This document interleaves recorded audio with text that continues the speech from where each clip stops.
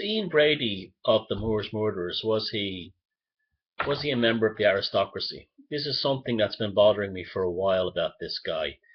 He was born in 1938 in Glasgow, in Gorbals. His mother was a woman called Peggy Stewart.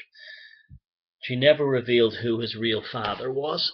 She never ever We never found out. She also gave him up to be raised by a family called the Sloan family.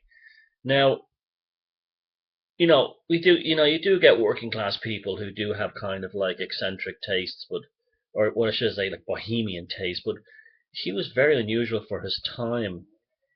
Even though he grew up in a poor, working class area in Glasgow and then went to Manchester, he had a, a quite remarkably different personality and different sort of like behavioral drive than anyone else's own age. In fact, he behaved more like an aristocrat in terms of how he viewed the world. People said he was quite handsome when he was younger, when he was growing up, but nobody liked him. They never felt they could connect to him. He also had remarkable sort of like advanced taste, or should we say different taste, for someone from his background. He was fascinated with Nietzsche and philosophy in general. He was obsessed with Darwinian ideas of the survival of the fittest. All these very kind of, he was very much taken by the idea of the Übermensch, the Nietzschean version, but in a perverted kind of Nazi way, Third Reich way. And this is really interesting because he was. This is what the aristocrats are like. They're obsessed with this kind of Darwinian, this Darwinian notion of survival of the fittest, that the weak must perish. And this was almost something that was instinctual to him from a very early age. It's almost like he'd been raised in he may well have been raised in a palace and been exposed to fox hunting and so on. Another thing too, he considered himself German when he was kids, and when he was play with kids when he was growing up, he would ask them for any Nazi memorabilia that their fathers brought back from the war. He he taught himself how to speak German at a very young age. He also he was obsessed with Nazi war crimes. He was practically a the people I speak about in my latest book, Valpurgis Night.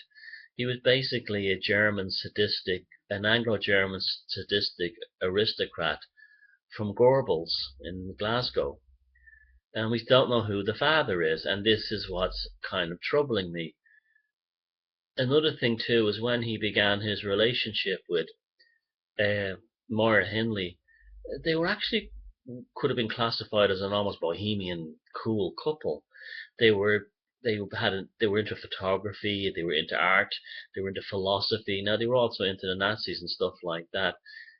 It's almost like Hindley was his. I've now begun to really reevaluate my whole impression of the Moors murders, and I'm starting to wonder now if Hindley was Brady's handler, that she was sent out almost to take control of him. I mean, she dyed her hair blonde in order to, they're both obsessed with Aryan purity, just like the aristocrats are, and that's why she dyed her hair blonde and tried to look as Germanic as possible, to try to look like the sort of like Prussian aristocrats that were behind all this mentality. Until we know or can establish for certain who Ian Brady's father was, we have to not rule out the possibility that he was the bastard son of an aristocrat, because in terms of his life trajectory, he he didn't behave like he should have behaved from his background. His tastes were very much something you would expect a person who went to, who grew up in a palace like Blenheim Palace, like Winston Churchill did, or someone like one of you know, the Saxe Coburg Gothas. It was really like that. It's not unfeasible that Ian Brady was the bastard son of an aristocrat. I mean, we can't say for certain, but it's definitely something we cannot rule out the possibility of being a fact.